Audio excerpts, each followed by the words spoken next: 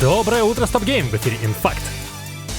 Вдогонку ко вчерашним вбросам про PlayStation 5 Pro свежий инсайт от Тома Хендерсона. Во-первых, по его данным, новую плойку будут продавать по более высокой цене, нежели обычную пятую, и сбивать ценник на оригинал, как это случалось ранее, Sony не станет. Во-вторых, Хендерсон выложил сравнительные характеристики новой консоли с ее базовой версией. Скорость чтения данных увеличится на 28%, центральный процессор, правда в опциональном режиме работы, станет на 10% шустрее. Дисковод будет отсоединяемый, а вместимость накопителя станет на 200 гигов больше и составит весь терабайт. И, как рассказывал вчера Михаил, у видеочипа будет встроенный ИИ-ускоритель, который грозится увеличить скорость рендеринга на 45% и добавить в обиход такой термин, как PSSR – PlayStation Spectral Super Resolution, свой PlayStation-овский апскейлер. Согласно инсайду, цель технологии обеспечить стабильное 4К при 60 кадрах и 8К при 30. В следующем поколении, как считает Хендерсон, задача будет стоять еще выше – 4К и 120 кадров в секунду или 8К и 60. Также он упомянул парочку конкретных, но правда не названных примеров, в которых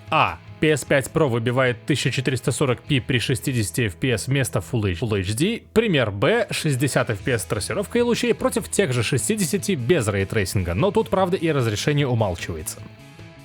Далее по технологиям отчитываются создатели Denuvo. Они представили миру утилитку, созданную для борьбы с пиратством и в частности утечек информации по еще не выпущенным играм. Tracemark for Gaming. Почему for Gaming? Потому что вроде как уже есть такое же, но для кино. Софт генерирует специальные watermarки, уникальные для каждого пользователя, которые в случае чего легко укажут имя засранца, спалившего контору. На качество игры влиять они не будут, интегрироваться могут на многие платформы, включая ПК, телефоны и консоли, и на любом этапе разработки. В последнее время сливы и неприятные утечки информации становятся настоящим бичом индустрии. Эта же штука должна помочь людям сохранять обещанную ими конфиденциальность на закрытых бета-тестах, пресс-релизах и других билдах, используемых до непосредственного выхода игры. Обратная сторона — меньше забавных инфоповодов для инфакта, конечно, но как-нибудь переживем.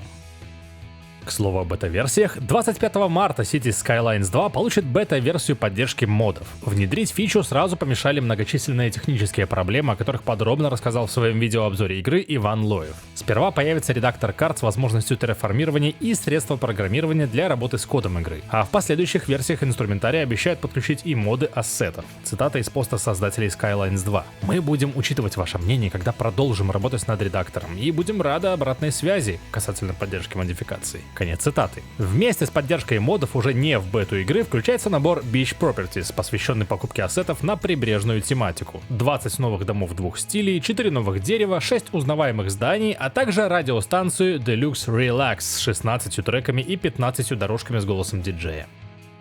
В эти выходные проходил финальный этап турнира Global Series по Apex Legends. Однако победителя определить не удалось, и виной тому хакеры. Прямо во время матча сразу двум игрокам, которые стримили ход сражения, были насильно выданы читы на автоприцеливание и wallhack. А от их имени в чате игры стали появляться спам-сообщения, цитата «Всемирный турнир взломов Apex от Destroyer 2009 и Air for Random». Благодаря тому, что оба пострадавших стримили свою игру, можно с уверенностью сказать, что читерство было непреднамеренным и всех застало врасплох. Игрок с своим ботом перестал стрелять по врагам, а игрок с wallhack'ом вообще вышел из матча. Устроители турнира приняли решение отложить финал чемпионата. Создатели Easy Anti-Cheat, с которым работает игра, заявили, что у них нет уязвимости, позволяющей проворачивать подобное, то есть удаленно запускать вредоносный код. После этого сообщество нашло виновным движок игры Source Engine. Какое-то время назад белые хакеры находили подходящую брешь, тогда ее залатали, а добрякам выплатили вознаграждение за сознательность. С другой стороны, в 2020-м произошла большая утечка исходного кода движка, и, соответственно, найти еще более легкие лазейки возможно. Тем не менее, пока корень проблем не установлен, игрокам рекомендуют не заходить в Apex Legends, чтобы минимизировать риск возможной атаки хакеров. Приключенческий боевик «Война миров. Сибирь» от российской 1С Game Studios обзавелся свежими подробностями. Напомним, действие игры развернется в альтернативном 1896 году, когда на Землю внезапно нападают злобные марсиане. Спасая свои жизни, несколько героев сбегают из захваченного паникой Петрограда на восток. Согласно новым сведениям, локации в игре будут как небольшими, так и обширными, но без открытого мира, приключения линейные. Транссибирская магистраль в «Войне миров» появится, но озеро Байкал нет. Авторы не стали вводить в сюжет реальные исторические личности, но аналогии с известными людьми все же будут прослеживаться. Разрабатывают игру для Windows, но выпуск на других платформах тоже рассматривается. Будет как минимум 3 уровня сложности, а поддержки модов в планах пока нет. А вот когда игра выйдет, в этих сведениях, увы, не указано. А это топ-даун рогалик Shadow of the Depth. Он обзавелся свежим трейлером, в котором помимо рукотворных красот и геймплея, видать еще и дату выхода проекта в ранний доступ. Случится это 23 апреля и пока исключительно для Steam. Фэнтезийный мир игры нарисован от руки. Исследовать предстоит вечно меняющийся, генерирующийся на ходу лабиринт, населенный недружелюбными тварями, и давать им бой предстоит одним из 5 доступных на старте персонажей. Воин Артур с мечом и щитом, лучница Филис, способная призывать волка, медведя и 2 орлов, чародейка Стефани, повелевающая огнем, льдом и молниями, мечник Гинзо, вооруженный катаной, и убийца Ария с парными кинжалами. Кампания будет разбита на 3 больших главы, каждая из которых завершается эпическим сражением с боссом. Когда игра планирует выбраться в полновесный релиз, пока не уточняется.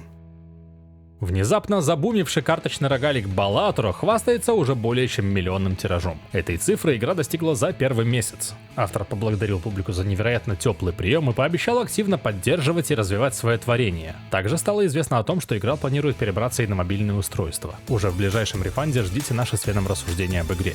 А пока ждете, заглядывайте к нам на сайте stopgame.ru. Там уже вас дожидается текстовый обзор Honkai Star Rail 2.0. Автор обзора Кирилл Волошин. Доброго дня!